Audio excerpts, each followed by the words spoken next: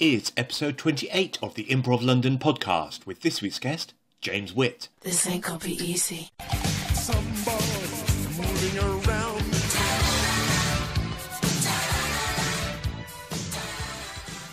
Welcome to episode 28. I'm your host, Stuart Moses. Just a quick reminder that if you're enjoying this podcast, you can follow us on Twitter at Improv London. And if you want to follow us on Facebook, it's facebook.com/Improv London. And now, on to our guest, who this week is James Witt. Hear James talk about his lifelong obsession with pirates, the teachers who have inspired him, and those who have stood in his way, the effect immersing yourself in Chekhov has on after-show parties, and Music Box, past, present, and future. I love to improvise.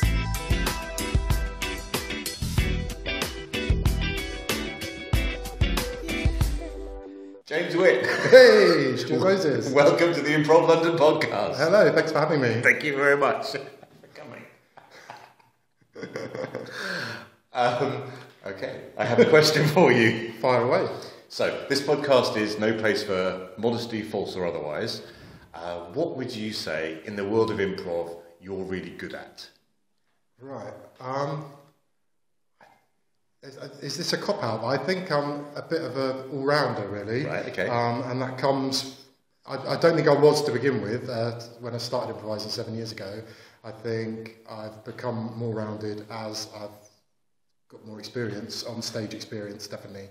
I mean, I had a traditional classical training, if you like, so I think being present on stage and not having the nerves that some people get, that kind of got beaten out of me at drama school. Right, yeah. So I guess having that kind of theatrical presence. Also, I think I'm a pretty confident singer, so that's come from lots of shows, lots of shows under my belt, about 150 or something. Wow. Shows now, and this is a tough one. I really hate doing those biogs and writing CVs and things. It's never been my strong point, like writing to agents and things. Because I'm all about the tough questions. Yeah, you are. This is like Newsnight. Yeah, it's very much the figure I'm striking. I guess I'm a bit of a pirate, really, if there's those categories of improviser. And I guess I'm very playful on stage. I like to throw spanners in the works. I like to take people by surprise, but in a loving way. I'm always there to catch them. If I push them off the cliff, I'm ready to catch them again. Nice. Yeah. And I guess, playing strong characters and playing the truth of those characters as well. Making strong decisions with the character and sticking with it. I'd say those were probably the ones I can think of. Cool, excellent. So you mentioned, you're a pirate. Yeah. But there's also, what are the other two? I can't remember now. I can't remember. I've gone blank. There's something it's about, like an engineer, or is it? No. Because there's different ways of doing it, isn't it? Is there pirate, robot, ninja? That's it. Yeah. Yeah. A ninja comes in and like drops a little hint or how they want the story to go forward. Maybe. I don't know. Al Samuels in Baby Wants Candy is very much a ninja. I think he always tends to play like secondary characters, right. But really has a way of moving the story forward by just coming in with one offer, just dropping a bomb and then leaving the stage again, which is brilliant. I kind of think there should be more of that in improv, and I wish I did more of that rather than just hang, like you get one laugh and then you just want to stay on stage. But quite often I find the best scenes are with 2 or 3 people, so once you get more than that, it tends to get a bit messy, and it's hard to listen to everyone and follow what's going on. And then the robot, that's the person. Does that person analyse the scene logically? Yeah, I've got no logic. You see, I'm terrible at maths and science. I was academic, but more with creative subjects like English and drama. But my brain's not wired that way. No, fair enough. I wish I had the ability to do that. Yeah. But I don't. So there you are. Right. So let's. So would you say you're most well known at the moment for Music Box? Yeah, definitely. But the last year or so, I've been branching out and trying to push myself to do more projects. So I was in Music Box from the inception. How did the inception occur? Because we've mentioned Music Box in passing quite a lot, but we haven't really ever got the... Well, I looked in my emails last night because I preempted this question, and it was almost 7 years to the day. I auditioned for Showstopper, like before they'd even done any shows, I think, and I met Becca Marriott, who's an opera singer now. She was an improviser at the time, and she still does a bit. She does improvised opera with Steve Roe. And so we met at the audition, and we did a great scene. We kissed at the end of it, which I don't think I've done since or before. Then Dylan or Adam, I can't remember who, invited me along to do the workshops every Sunday. But I was dating a guy in Germany, and I booked all my flights for like the next 3 months, or he was coming over here, so I just didn't commit. And they were just starting out, so it didn't seem like a big thing then. Damn it! And then so Becca and I corresponded afterwards, and we were like, "Oh, she couldn't make the Sunday rehearsals either." And I think it was May. There was only 2 months before Edinburgh. We were both going up to Edinburgh, and so we said, "Why don't we start something on a Wednesday, musical improv?" Similar thing, and then gradually Steve got involved. Steve Roe got involved quite soon after. Chris Mead, Georgina Roe, she was Bream then, and Maria Peters, and we just got together. And then for a year we just rehearsed, sort of a bit ad hoc, and came up with a format. It was kind of based on a format Amy Cooke-Hodgson had come up with during the Oxford Imps time, which Becca was in with her. And then we adapted it a bit more because Chris had seen Baby Wants Candy, so he sort of brought that influence in. I'd seen a group called One Night Stand from LA who were also a long-form narrative improv, who were brilliant. I don't know what happened to them. I think they just disappeared. Yes, I heard of them. Yeah, they were great though. They played at the Pleasance for 2 years, sold out. They might still be performing in LA, but they haven't done Edinburgh since. So yeah, it was a bit of a melting pot, and obviously Steve had all of his experience. So that was pretty much my first. I'd done a bit of comedy sports in Berlin before that, but literally a couple of guest slots. Right. And then we were all so nervous about putting the show on, even though in rehearsal it was great. It was that next step, and finally we did it at the Wheat Sheaf. It's now the Wheat Sheaf. It was called something else back then, and it was a hoopla night, and it was great. It was packed, it was standing room only, and it was still one of the best musical shows we've ever done. It was Pirates Don't Wear Pants. So Pirates recurring theme, and the main song was Pirates Don't Wear Pants. Steve and I mimed dropping our trousers, and the lyric was, "When you're a pirate sailing the seven seas, you've got to let your scrotum hang free. Pirates don't wear pants. Pirates don't wear pants." It was brilliant. I've always loved performing with Steve. Still doing it now, 7 years later. So basically, to answer your question, I was a bit lazy until recently, and mostly I was guest performing in other people's shows, but mostly doing Music Box. And then branched out a bit a couple of years ago. Steve and I did Pirates 2-Prov, pirate theme again, because that's kind of our thing, and we kind of wanted Tom Webster from the RH and Andrew Gentilli to join, but there was scheduling conflicts, and in the end we just did a 2-Prov. So that was great. And then...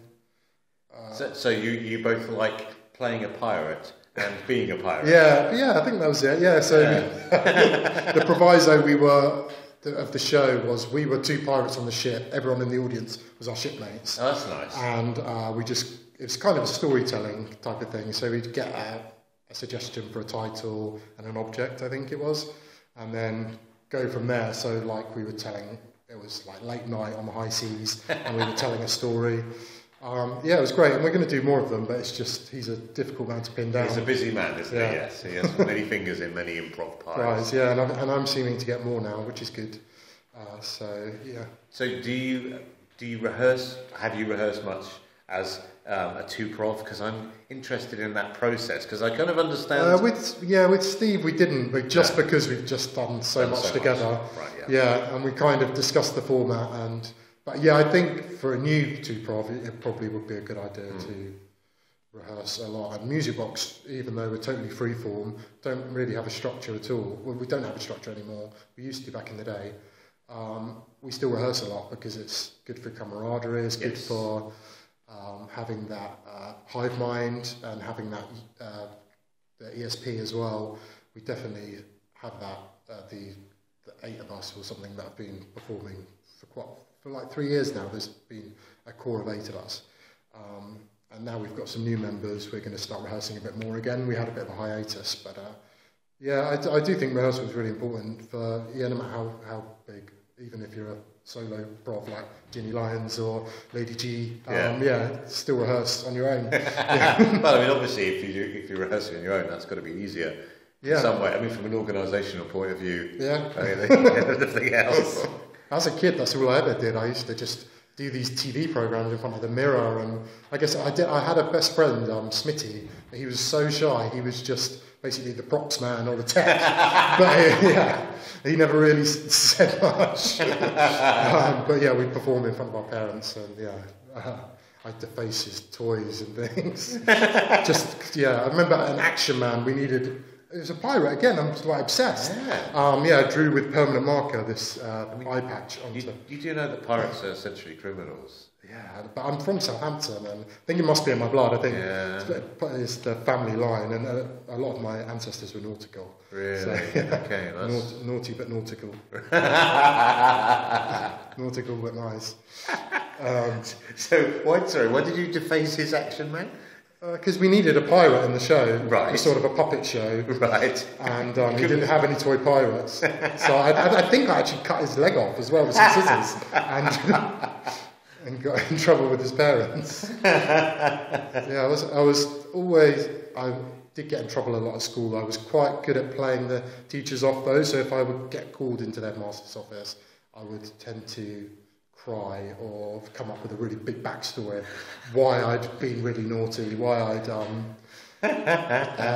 brought pornography into the schools, or something like that. I just found in the woods, but it was like I was going to give it to the teacher. Miss. Well, I don't know. I mean, in the old days, you had to try and find your pornography in the woods. I mean, exactly. Young people today, they don't know they're born with no easy access to. Just go on Google. It's disgraceful. Bring back the wood porn, I say. It's broken Britain, Stu. It's terrible. We want to make Britain great again. I don't know how we're going to do it. But anyway. We're going to go to my local newsagent. We could keep them in the plastic wraps. Just because if we're going to put them out in the outdoors, they won't perish as easily. Well, at least all the pages won't be stuck. Really. No smart, no pirates. Okay, we're setting some more boundaries and start writing it down. It's important we have boundaries. Yeah, exactly. So we were talking about music boxing. We're talking about how you're rehearsing more often. So how often is often? Once a week Once now, a week. and it always seems to be a Wednesday. Even looking back at those old emails, we've just got this fairly recently. Got this new place in Pimlico.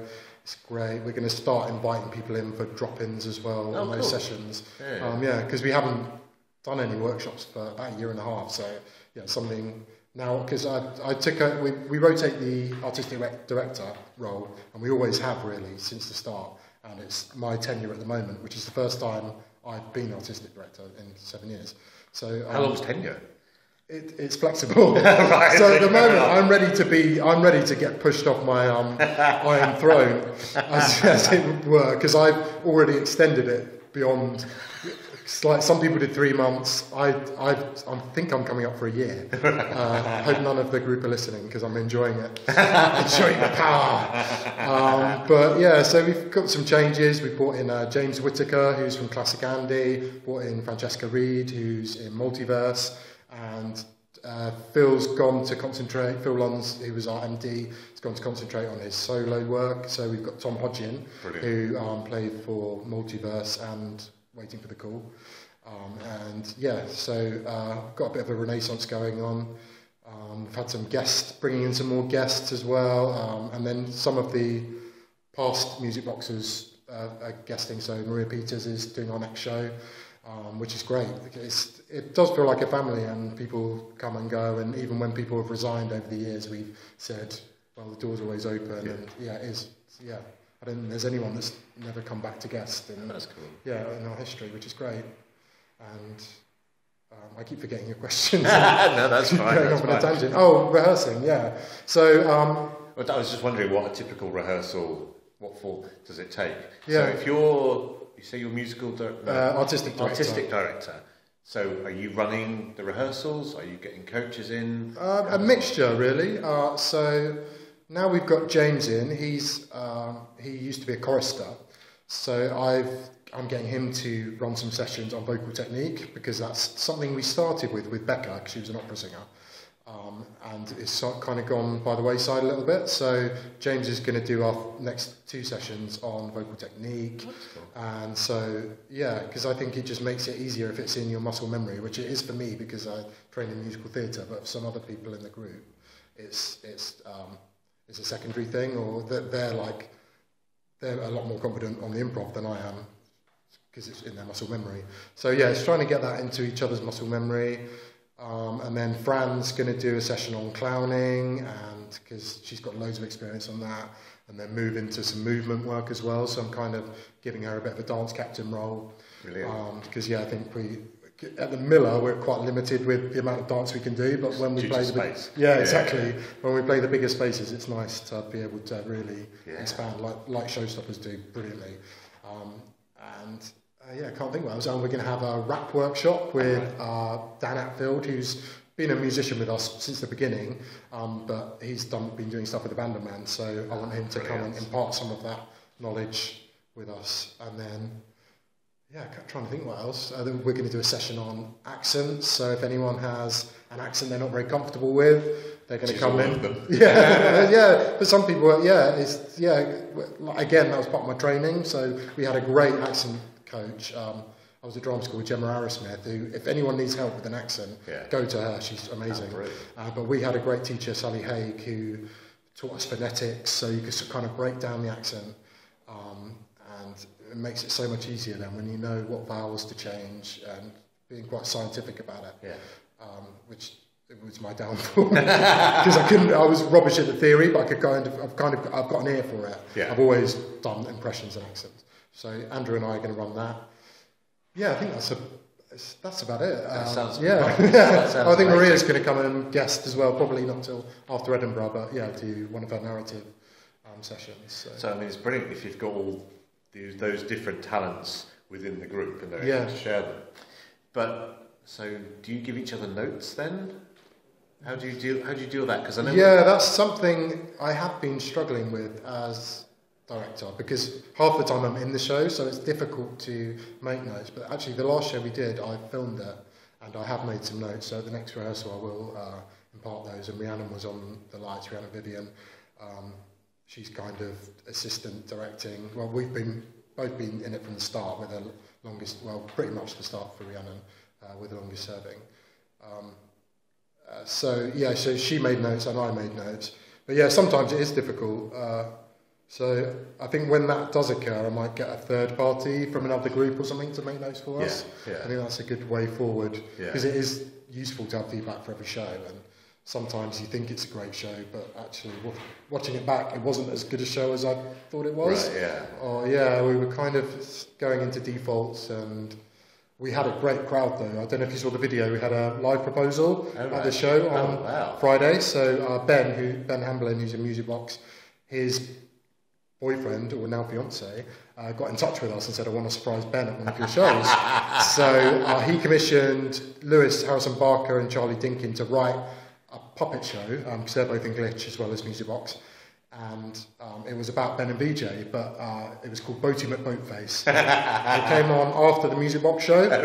And Ben really didn't have a clue what was going on. It was brilliant. But the audience was 70% his friends and family. And even then he didn't quite twig. But it was one of the busiest nights I've ever seen at the Miller. But they were a great audience, but I think they were laughing more than normal Miller audience. Just that home crowd feeling. I've had that when I've had lots of family, and I don't know, but it's great. They enjoyed themselves, and the proposal was amazing. Tom Hodge wrote the music, and we all joined. The rest of Music Box joined in at the end, and then VJ, his partner, got up on stage and popped the question like. But the puppets just looked identical to them. Oh wow! And it's had like 7,000 views now on Facebook. Well, I'll put the link in the show notes. Yeah, so everyone listening can have a watch. It's on the Music Box Facebook. It was brilliant. There wasn't a dry eye in the house. It's really beautiful. It was sort of kooky, sort of Muppet, kooky, touching feeling. It was great. Kind of made my husband's proposal seem pale in significance. Oh no! Oh dear! But to be fair to him, he was going to do it during Beyonce. If you liked it, then she put a ring on it at Glastonbury. But I was in the St John's ambulance tent, worse for wear, having lost everyone. So it was my own fault. So he did it a week later in a restaurant. It's totally my own fault. No, I think that sounds a great. Well, you know, it's Well, you know. You're together now, that's the important thing, isn't it? We're married now. He finally did put a ring on it. And, 2 months today or something like that. Yeah. Congratulations. Thank you. Yeah, we didn't have any improv in the show. Well, actually, the first dance was improvised. We didn't choreograph that because we just ran out of time. So, what did you dance? What was your first? It was Kermit the Frog, Rainbow Connection. Oh. Yeah, so it was very sweet, we didn't take it too seriously. Jimmy did a knee slide and destroyed his suit trousers. And I did a handstand. Luckily, didn't injure myself, but it was a nice thing. It's what Kermit would have wanted. Yeah, definitely. I did toy with the idea of someone maybe Lewis, because he's got the experience in Glitch, the improvised improvised puppet show, as Kermit, but. Yeah, I just ran out of time. Well, you know, so these things happen, you know.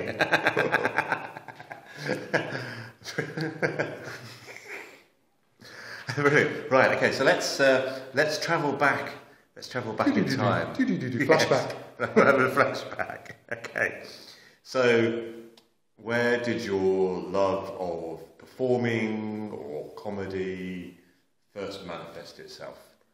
Well, I was thinking about this. One of my earliest memories is being in HMV and buying the Chicken Song by Spitting Image.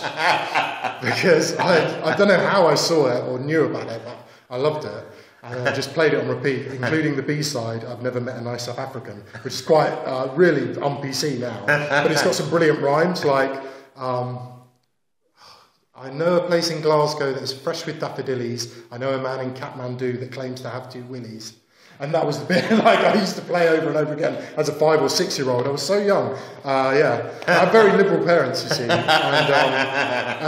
I did used to watch Spitting Image from the top of the stairs on a Sunday night, which wasn't until like 10. No, it was already late, wasn't it? And I used to love it. It used to scare me. Like Margaret Thatcher used to give me nightmares, but she was like a butcher. And well, at one point she was one of the aliens from the Aliens film. I remember that. It really freaked me out because I remember watching it, and it seemed on really late. I think it was on at 10 o'clock on Sunday.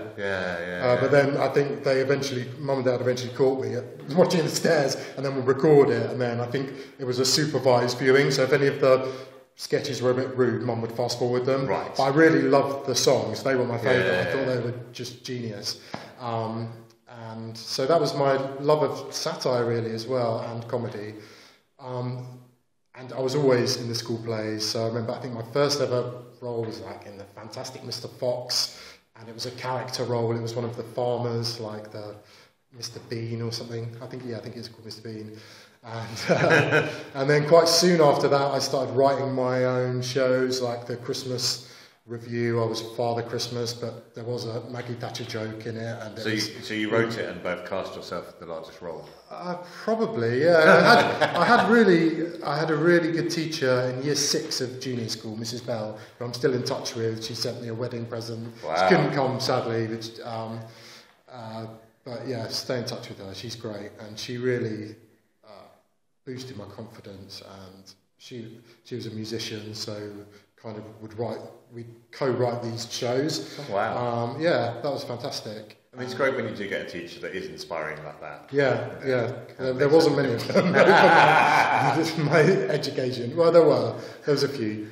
And on top of that, I used to do the local Amdram groups in the big theatre, like Oliver, The King and I, and so musicals were a big thing early on, much to my father's chagrin, because I gave up being in the football team to concentrate on my musical theatre. Oh, really? Yeah, hobby.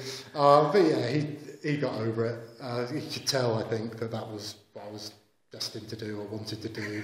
And even back then, I would improvise in the shows. So even if I was like urchin number 3, I would find a way of pulling focus. But the director would let it slide, or It's weird because did you pull focus? What question was in my head at that point? Yeah. It's interesting that you brought that up. Yeah, definitely.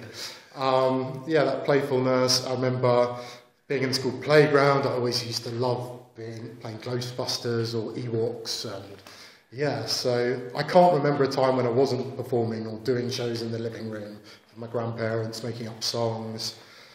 That continued into secondary school.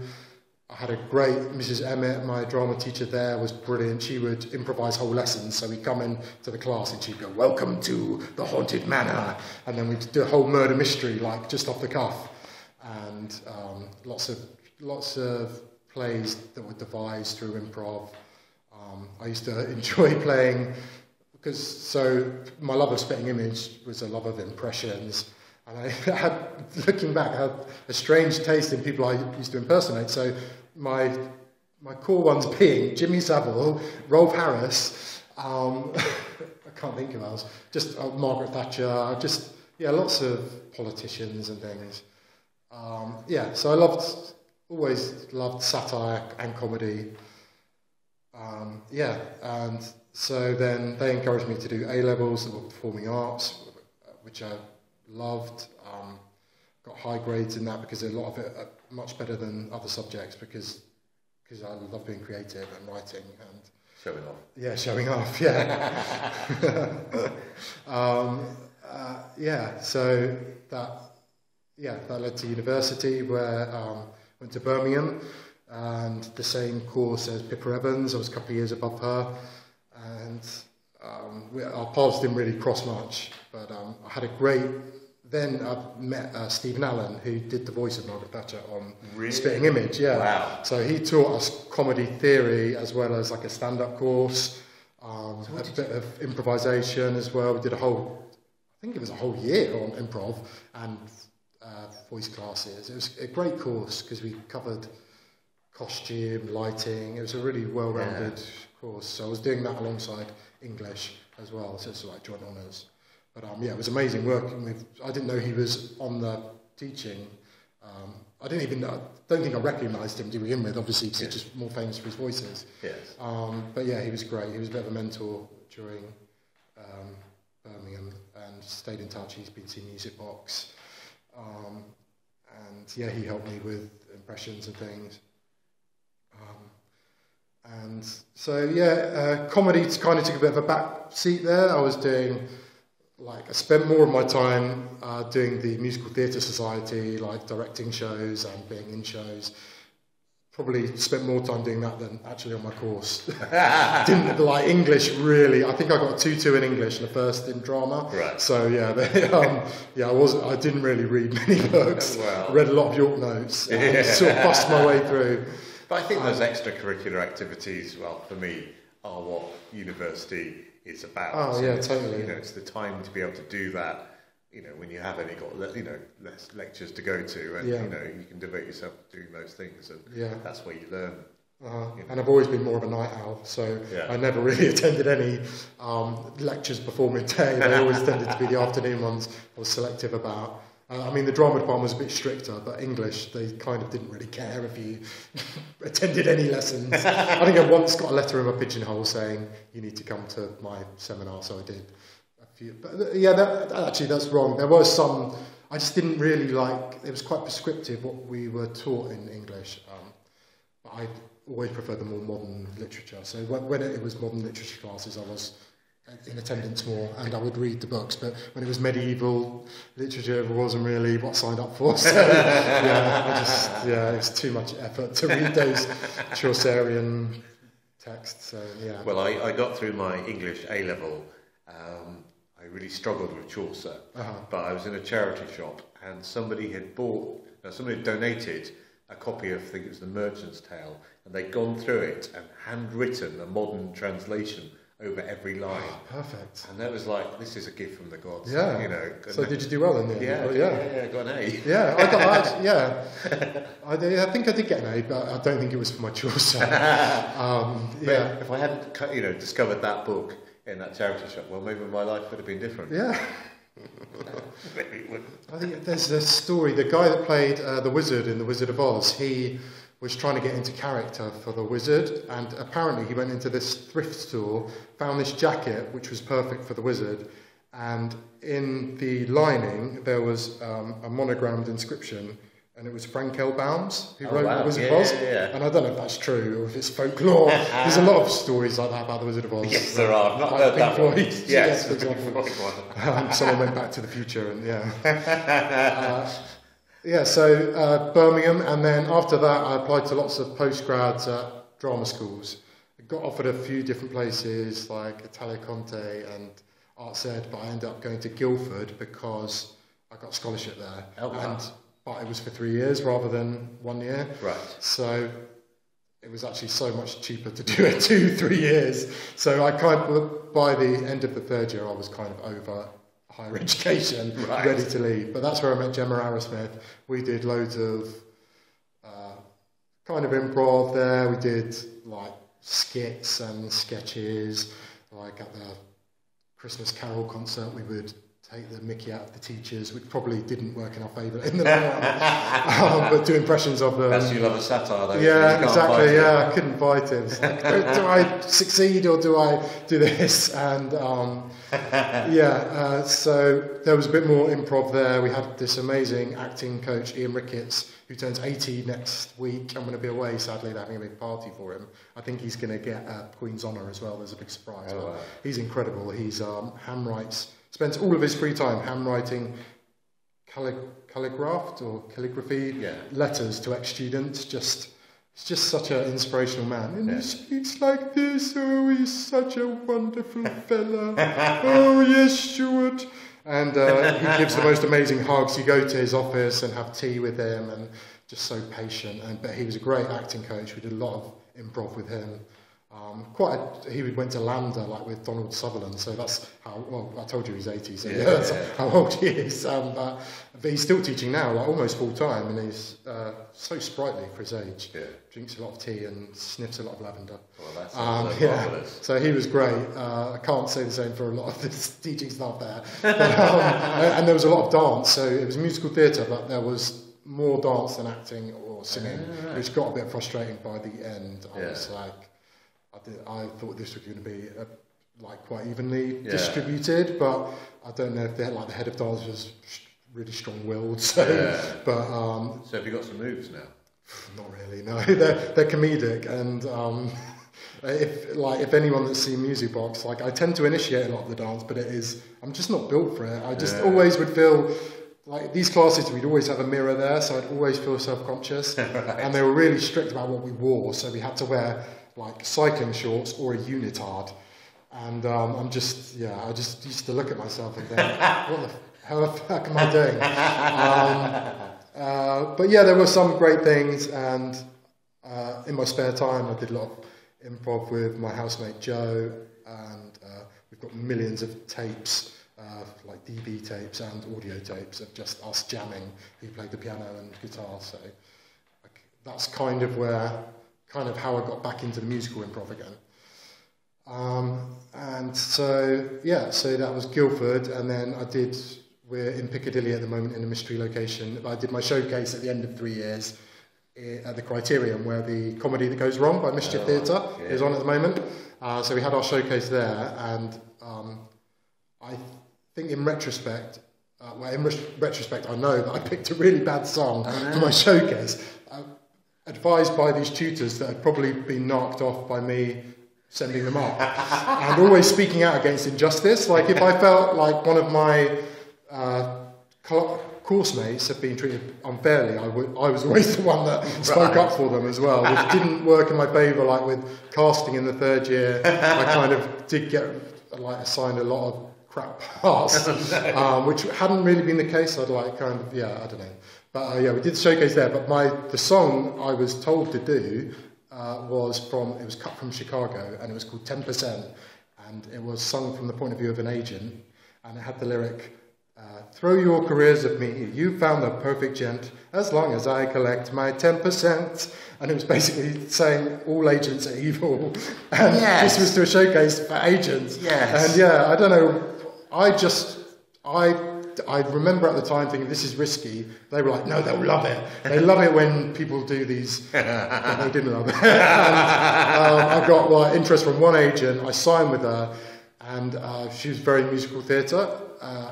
But all of the auditions she was sending me for were dance school first. Right. And you had to get through the dance school to sing or act. Right. Yeah. And so I was just getting cut, because I'd get there and there was all these very small, toned young gents, very confident in their dancing, and I was just terrible, just laughably bad. And I kind of think I've used that to my advantage now for cheap laughs in Music Box, but I was just, it was a bit of a waste of time, and I kept saying to her, can you get me some other auditions? And it didn't really work, so from there,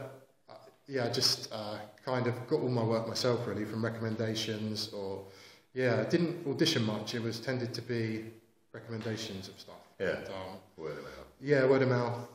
One job led to another. I did a bit of Chekhov, a bit of Shakespeare.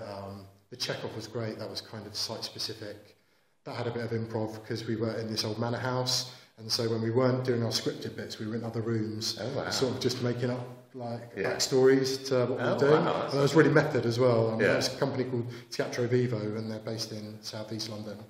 And Sophie Austin, she's the best director I've ever worked with. She, it was very method, and the after party for that show was just crazy. Meltdowns everywhere, arguments, and some people getting off with each other in the cupboard, and then other people just having physical fights, and it was great. I loved it. And this was because of immersing yourself in Chekhov. Yeah, and these roles it was the three sisters, and everyone pretty much hates each other in that play. Yeah. And and then we did it again at the Theatre Museum. It was fantastic. That was a great experience. But I quit my job. I think that was when I first left drama school, I worked at Christie's for 2 years, and I was doing bits of Fringe, and then that was the first full-time job I had. So I quit Christie's to do that, and then for quite a few years, didn't do a full-time job. Was just doing, lucky enough to do full-time acting for a while. Wow. But that's kind of dried up now. And I've got a new agent now, so she's been, so that's good. Well, I hope you've been on this podcast, Will, Yeah, I think so. Is it 2 million listeners? Or? Yeah, it's pretty much, certainly heading in that direction. As in we're getting more on viewer. No, it's going up though, isn't it? Yeah, I love it. I'm really pleased at how many people are listening. Because when I started this, it was the recording of it, and it was the actual speaking to people that was most important. And it is still the most important part, but I've discovered this love of watching those figures, and sort of, Yeah. It turns out that I need validation as much as the guests. I think we all do to some degree. So I get to Music Box, I guess. There's not much left. Rambling on forever. Got a lobby. Total lobby. So then I kind of had stayed in touch with Gemma Arrowsmith, and I think I went to see her in News Review, and having grown up with Spitting Image, I was like, I have to be in the show. I love it. So quite soon after I auditioned, I think the second time I got in, and I just really took a duck to water. So if anyone that's not seen it, it's sort of half cast written and half there's a team of writers that email submissions in. Wow. And you rehearse for 2 weeks before you start. But I wrote half the songs our run, and I just really just loved it. It just felt like this is what I was destined to do. So I forgot what I was going to say. So yeah, I did that 6 week. You only do it for a 6 week cycle, and then they recast. And then I went back and directed and kept writing for them. And so Gemma had been in it. While I was in it, I met Just Fosterque. We then went on to do Shakespeare for Breakfast in 2007 at the Fringe. With in our cast was Sarah Pascoe and Gemma Whelan, who's Yara Greyjoy on Game of Thrones now, kicking ass. And we wrote Shakespeare for Breakfast that year together, and that was great as well. So what was the concept of Shakespeare for Breakfast then? It changes. Was it at breakfast time? Yeah, it is at breakfast. Right, okay. And it's a bit of a fringe institution, so a lot of people start the day with it because you get a free croissant and coffee. Nice. But it's terrible coffee and terrible croissants. I directed it last year, and I had a word about the coffee because it was like water. It was awful. So yeah, it was cool doing that, and concurrently in the same venue, News Review was running the Edinburgh version, which Emily Murphy and Pippa Evans were in, and they were performing my stuff, which was great. So I went to see it like 6 times because I had a venue pass, and yeah, so that was great. And I went back. I think I said that already. Directed it, but I guess that led to the Treason Show, which is a similar show to News Review in Brighton, but they were doing one in Berlin, which is where my ex lived, and I was kind of half living there anyway, and we performed that at the Kookaburra Club, which is an English language comedy club in Berlin. But before our show was Comedy Sports, yes, which is short form improv, and it's from Milwaukee originally, right. And it's one of the most famous alumni from there is Dan Harmon, right, who does Harmontown podcast and Community, the TV show with Chevy Chase. So comedy sports is different from theatre sports. Yeah, I think it's like a bastardisation of it. Right. Or it's definitely, from what I can tell, having done both now, it plays up the sports aspect more. So the referee, instead of judges, there's a referee that comes on in like a hockey. Because I guess Milwaukee's quite ice hockey. It's near Canada, isn't it? And they've got like a red card and a yellow card.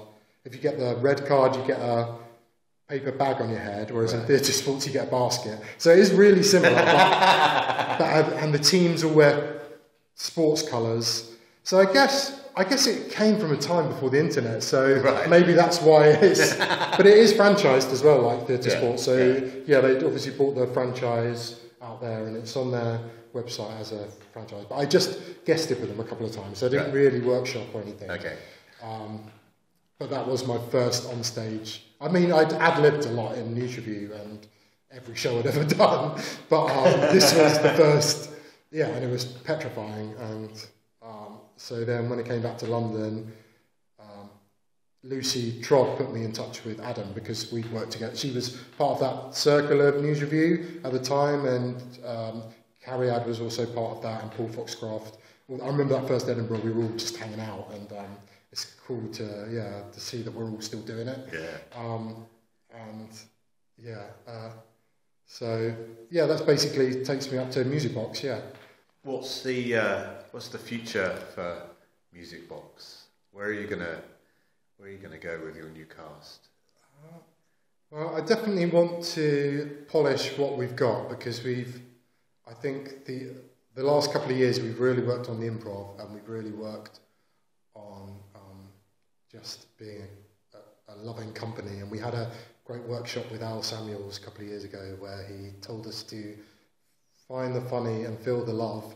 And we've had that as our mantra, kind of. Really nice. So we try and as a result, we ended up having a lot more love stories in the show, which is good because it keeps the human aspect, it keeps the audience engaged, I think. Yes. It creates a narrative without forcing the narrative, because we did get stuck in the early days, we were getting stuck in this structure, and it was kind of counterproductive. So we've kind of got that free-form thing going on, that we've got some safety nets in place, that we don't go too crazy town, or if we do, it's still engaging because the characters are true and we're listening to the audience as well. But so in the immediate future, I'm working on the music with Tom and, like I say, with James, and making us sound sonically better, and doing some more shows with the band as well, because we used to do that in the past, but it's difficult at the Miller. But getting a bigger space, getting our own, because we do the residency at the Miller every month, but also getting our own space as well, I think would be good, so we can have a band, even if it's just keys and drums or keys and a guitar. I think it's helpful all round.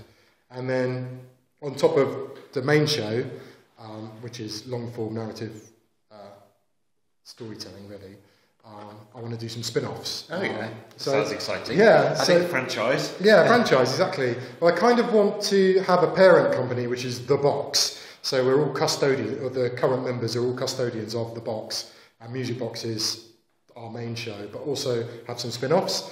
So I've thought of somewhat uncreatively or creatively suffixing everything with box. Right, okay. So there's Snuff Box, which I thought could be like a murder mystery. Because I like both the double meaning of snuff. Yeah. As in snuffing out and also the tobacco. That And I love a good murder mystery on stage, especially. I think there was a few groups. I guess there's CSI Improv that do it. Criminal. Yeah, but there's room for more. There's forgotten the other ones that I came up with. Let's have a look. Cereal Box, because I like the idea of having. Because I directed This Is Soap last year at Edinburgh, and I know when that was another format stolen from Amy Cooke-Hodgson over the years. When we did a flashbulb together a couple of months ago, she said, "You just keep stealing my ideas." I was like, "No, this is what the venue told me to do. I didn't know it was your concept," and we didn't. We came up with our own concept with the cast. But I know when she did it, every day they would continue the story, which is cool. Which I didn't. We didn't do. Which is, I think, it's a cool idea. So so Cereal Box, another play on words. I just really like that idea of having this continuous narrative, so that it rewards people that come back to see you perform. So you don't want to exclude anybody. So if they've missed anything before, it doesn't matter. But in your mind, you know where you've come from. Yeah. Just having that narrative. But you have you can have like a recap at the start, because there was this show. Can you remember with Sylvester McCoy when we were kids, and Ken Campbell, I think, and it was like Choose Your Own Adventure. Oh, and they took suggestions. Yeah, you would ring in, and then the next week the audience would vote, or I think even suggest themselves where the story would go. Yes. And so it would kind of be like that. I think that's my idea for it. So you couldn't pre-plan in your head in the interim what was going to happen next week, but you would stick with those characters and stick with the story arc. And maybe you would get to know, you as a performer would get to know those characters over a longer period of time. Because this is something that Angela and Leanna talk about in their episode 27. And they talk about playing Sandy and Danny, and because they've played Sandy and Danny over a long period of time, they're constantly discovering new things about those characters. Oh yeah, it's like Susan Harrison's podcast with Gemma Arrowsmith. Yes. Hey and Ruth, similar thing, isn't it? They've developed. So I was listening to their early ones recently, and then those characters have just keep developing, and it's amazing. I'd love to do something, find a hook like that. But you didn't do that. You were saying when you were in Edinburgh. We were episodic, but we were taking suggestions of famous soaps for the first. So there were 4 mini episodes per show. So it was an hour-long show. Then we do the most popular shout-outs the audience wanted to see were EastEnders and Neighbours. So we were kind of doing that because, like, some of the players, like Jack Darrell, he kept playing Harold Bishop. So Harold was kind of becoming this weird, he did all sorts during the month in Edinburgh. He became addicted to crack, and he took up surfing, and so there was a bit of a character development with some of the characters, and I think we could have played on that more to hook people in. But the marketing was so terrible for the show, we didn't really get enough audience to hook people in. Sadly, it was depressing because we had like every day of Shakespeare for breakfast, the same cast would have 250 people every morning at 10 a.m. and then we'd play in the same space 3 hours later to 20 people or something. But it was just such a big space. The cast did brilliantly, and I was part of that cast as well some days, which was great. Cereal Box, and then the other one I thought of was Soap Box, which is carrying on the This Is Soap format, because I did quite like that, because then the audience would make up their own soap, so they'd say, where's a soap never been set before? And then they would suggest it. So we had some great places, like the Waverley Station at Edinburgh. Some child suggested Inside a T-shirt, which actually was quite a good one.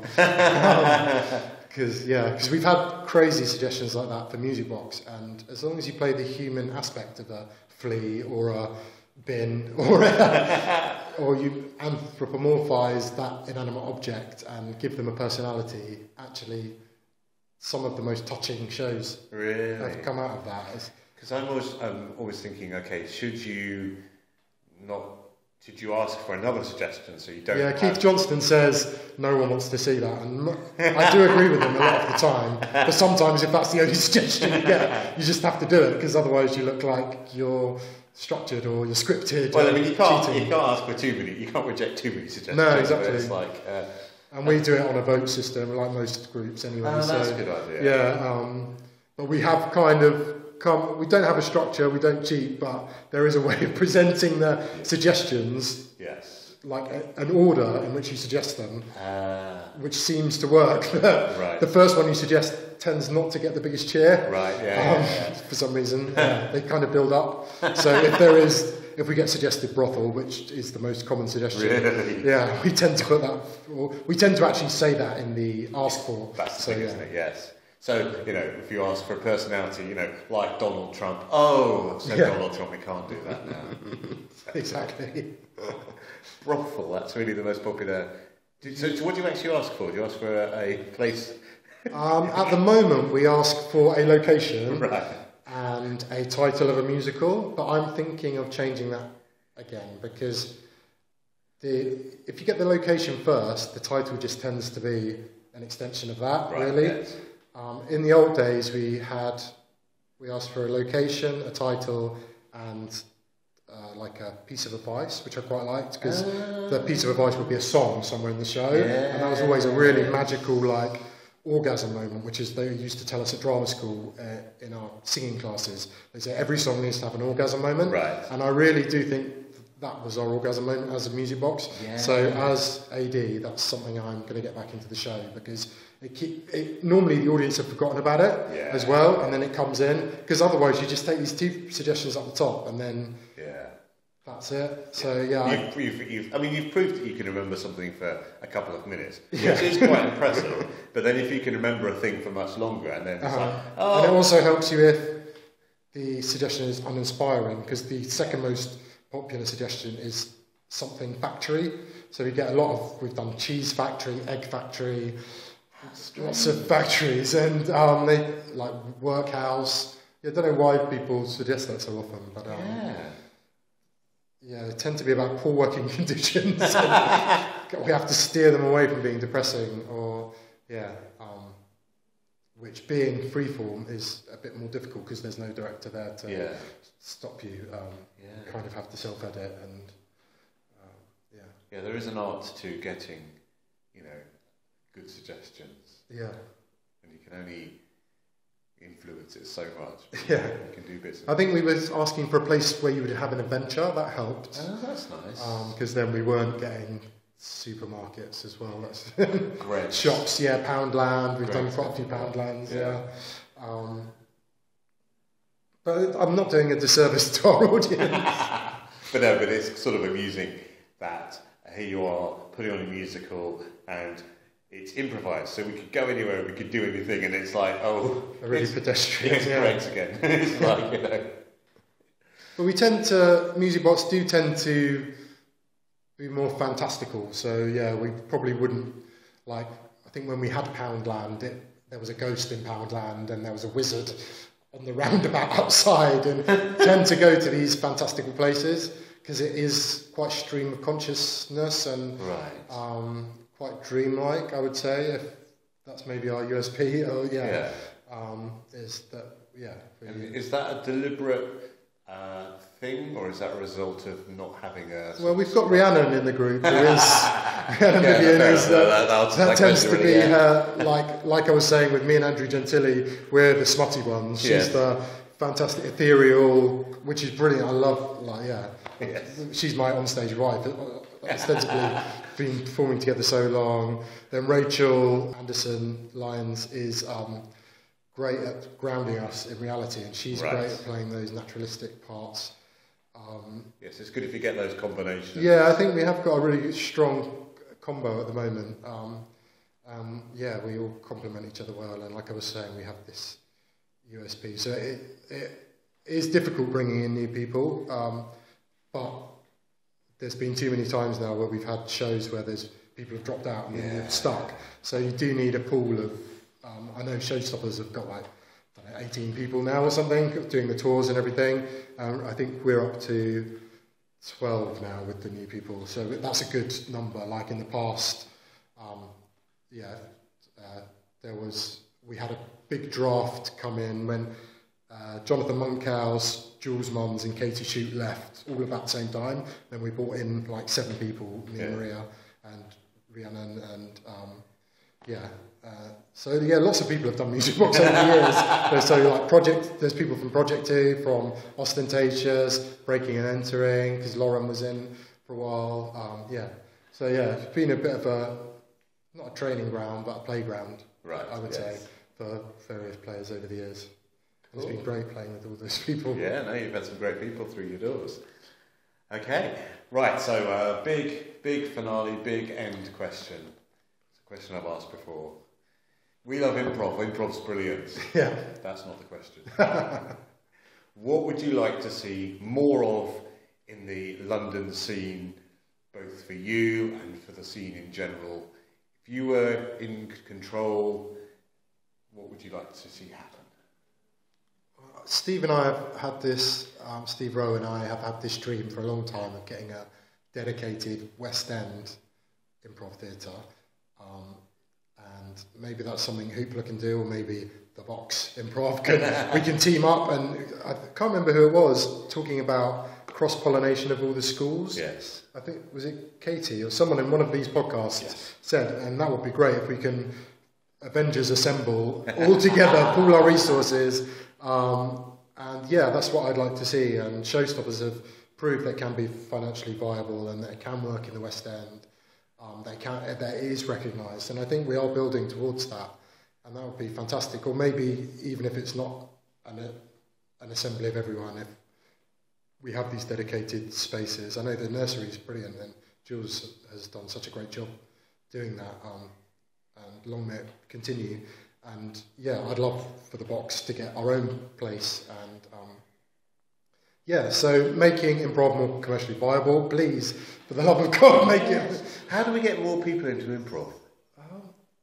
I think it's marketing, and I don't think enough people at the moment. We're kind of just marketing to our friends who are all improvisers. Yeah, this is what I feel, because I love all my listeners, but I feel that I'm helping to spread the word within the scene. Yeah, so if you're in the scene. Yeah, it'd be great to get another TV show that does it. I know there was that really terrible Mark Watson version of Whose Line a few years ago, and I think that was kind of cut us backwards. There was something really...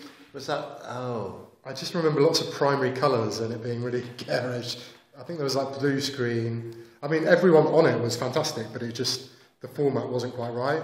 So I think possibly... No, I have to look that up, because it is Improvisation, My Dear Mark Watson. Oh, yeah. It didn't really trip off the tongue, did it? It was a really hilarious Richard Herring podcast in which he's interviewing Mark Watson, and he really sort of takes apart why that doesn't work as a name for a programme. I love Richard Herring, so honest. Yes. I'd be petrified to go on a podcast. Carrie Out did great. Oh, yes. Yeah, that was a really good episode, yes. I've forgotten what... Oh, yeah, so improv, future of improv. Yeah, so hopefully we can get back on TV again. I think that would really help, because people just associate it with Whose Line. Yes. Which is amazing, because that was one of the other reasons I wanted to get into comedy, was especially Colin Mockery and Ryan Stiles. Yeah. There was something magic about when those two did scenes together. Yeah. So either bring that back, or even better, do something else. Right. Maybe theatre sports will take off. Yeah, so I'm really enjoying that. Yeah, that's been great. So hopefully, because Faye Brown is from podcast number 20. Can you drop it in afterwards? Sorry. I've done quite a lot of these. I can't remember them. Faye Brown, our beautiful director, she's come over from Dubai, where she's been running theatre sports, and she has got some cojones, and I'm hoping that she will lead us into victory. That would be great. Faye Brown of episode 24 of the Improv podcast, as I knew instantly. That'd be great. I mean, she seems with theming that there's a hook. Yeah. So although for the next show we're taking away the hook. Yes, I know. Because Patty Stiles came over from Australia and workshopped with us, which was amazing. It was one of the best workshops I've ever done, going through the format. And she was like, "But you need the hook?" And Faye's like, "Yeah, it's a good marketing tool," which I agree. Yes. But she's saying, don't rely on that. So the next one, we're going to strip it back and just do theatre sports as it was originally meant to be. Yes. But she's got a great marketing mind. I really love her publicity, approach to publicity. So I'm hoping that, theatre sports will vie for the attention of people that go to see the Comedy Store players. Yeah. And hopefully we'll get a bigger venue and a bit more central, so we can get some passing trade. And because I love the Miller, but there's no passing trade there really, apart from people going to A&E. So maybe we should fly. Maybe they need cheering up. Yeah, true. Maybe we should fly there. I have walked the corridors before trying to put a poster up. There was just. Have you really? Yeah. For the Music Box Cabaret last year, because it was around this time. You struggle getting an audience in the Miller because everyone wants to stay in the garden because it stays light later. So it's hard to get people into a dark room. And you thought, well, I'll get ill people. They'll be vulnerable. They'll probably want a bit of cheering up. Yeah, exactly. Didn't work. But I know he has hooked in a lot of medics and things. If you have an NUS card, you can get them for just like the £2.50 or something. Oh, right, I didn't know that. Well, it's irrelevant to me. It's still interesting. But I guess it is finding those pockets of people that have disposable income, like students or. I mean, it's probably a false economy for me to now train as a medic just to get into the Miller a little bit cheaply, and I would say perhaps a poor reason to becoming a. Although £5 is pretty cheap, I've been asking Steve to put the prices up, but I see where he's coming from, and if it's not broke, don't fix it. But even £6. I love it. Steve is. That's the other thing. The future of improv. Steve Roe needs to write a book and consolidate all of his genius, so we can all have that as our go-to Bible. I'd love a Steve Roe book. I know. So we've got all these books from overseas practitioners. Obviously, Keith Johnston is English, but he did all his work in Canada and the States, and it'd be great to have one of our leading theatre practitioners or improv practitioners to write a book. So write that book, Steve. Write that book, Steve. That's our request to you. For the good of humanity. I mean, it's not like you've got anything else that's occupying your time at the moment. Plenty of spare time to write a book, but that'd be good. Yeah, I think. Well, and Dylan and Adam as well. They need to write a book as well. I'd love to. So so I just hope it continues to build like it has. So for the last 7 years, it's gone off the scale, really. From how it started, there was like two pub theatres doing improv like on a Wednesday, and now it's like every night of the week you can see improv. So I hope it continues, and we continue to work together and promote each other's shows and cross-pollinate ideas. And that's what I love about improv. Is compared to all the other theatre I've done, it's just so much nicer. And because you're yes-anding all the time, there's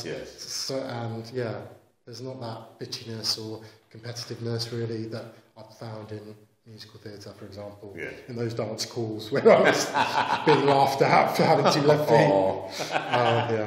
But all's fair in love and dance calls.